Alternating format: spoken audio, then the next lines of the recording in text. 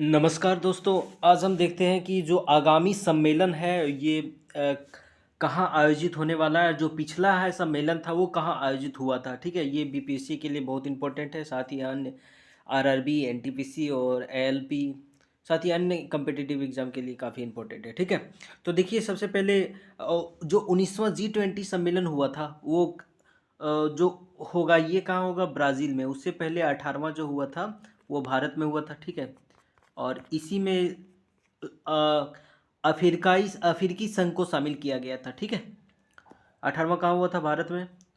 और इसकी स्थापना देख लीजिए 26 सितंबर 1999 को हुआ है। उसमें 19 देश है और एक अफ्रीकन यूनियन और यूरोपियन यूनियन। ठीक है, अगला देख लीजिए जो G20 जो का 20वां सम्मेलन होने वाला है वो साउथ अफ्रीका में। ठीक है, उसके बाद देखिए कि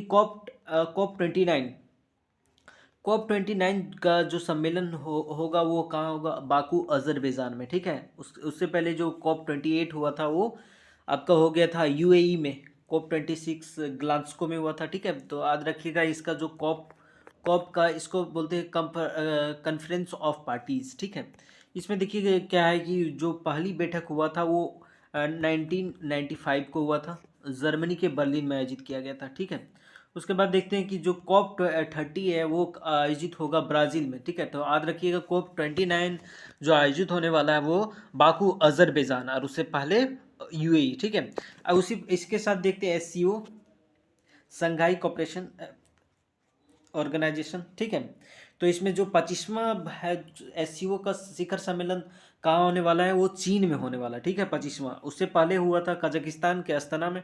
ठीक है, इसका स्थापना जो हुआ था 2001 में। ठीक है, याद रखिएगा 2001 में हुआ था। और अभी अभी इसमें जो देश है वो 10 देश हो चुका है। ठीक है, 10 देश है। तो 9वां है ईरान, और उससे पहले उसके बाद 10वां जो बेलारूस है। ठीक है, उसके बाद देखिए 51वां जी 7 सम्मेलन जो 2025 का है वो कनाडा में होने वाला है। ठीक है, और 50वां कहाँ हुआ है, इटली में।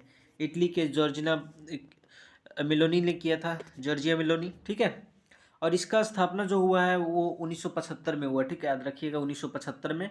इसमें कुल 7 देश है। ठीक है, इसके साथ देखते हैं 44वां और 45वां आसियान शिखर सम्मेलन का आयोजन जो होने वाला है 2024 वाला, वो कहाँ है, लायोस में। और उससे पहले कहाँ हुआ, 42वां 43वां इंडोनेशिया में हुआ। ठीक है, इसका स्थापना 1967 में हुआ था। ठीक है, इसका स्थापना 1967 में। इसमें कुल 10 देश है ये। ठीक है, और इसका मुख्यालय कहाँ है, जकार्ता, इंडोनेशिया।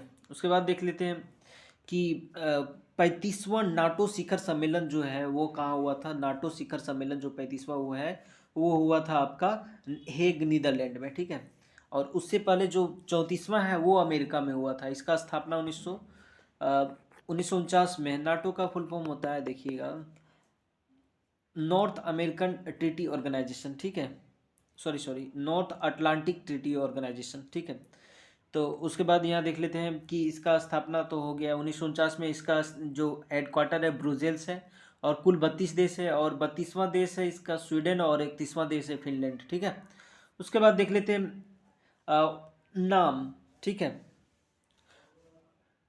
जो 19वां नेम शिखर सम्मेलन 2024 है वो कहाँ होने वाला है, युगांडा में। और उससे पहले जो बाकू अजरबैजान में हुआ था। ठीक है, इसका स्थापना हो गया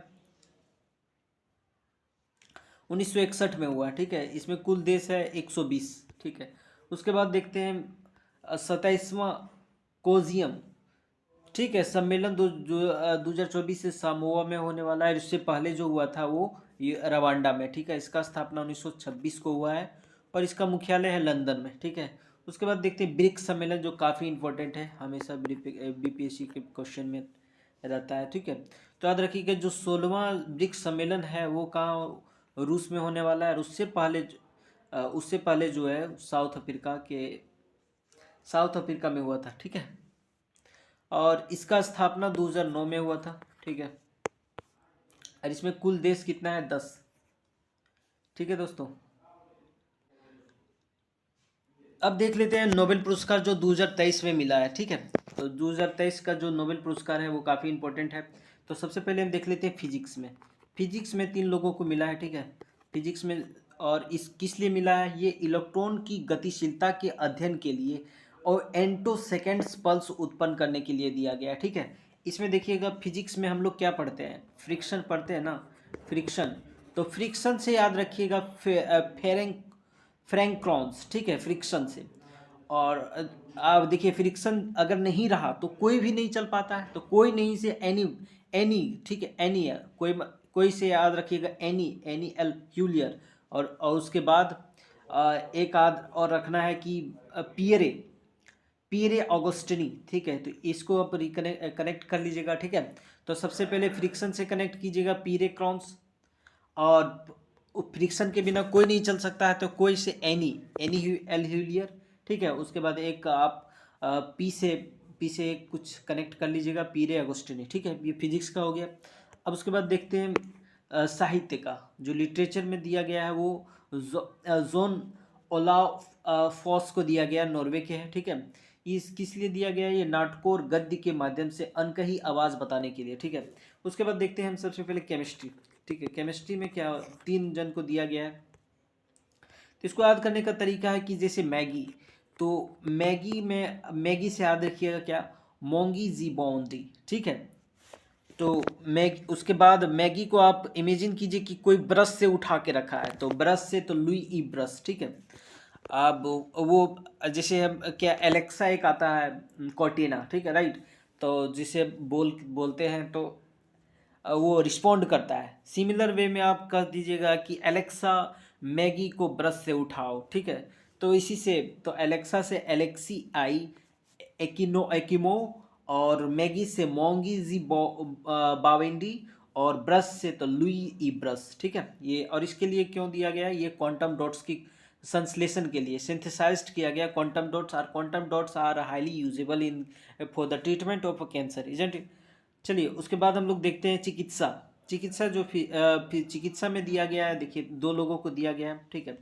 तो चिकित्सा में 2 लोगों को दिया गया है। तो इसको याद करने का देखिए, कभी भी बिल्ली काट लेगा तो विष चढ़ जाएगा, विष मतलब पॉइजनस, तो पॉइजनस को विष बोला जाता है, इस प्रकार से विष से याद रखिएगा। बिल्ली से याद रखिएगा कैट और कैटेलिन कोरिको, और विष से याद रखिएगा ड्रीयू वासमैन, ठीक है।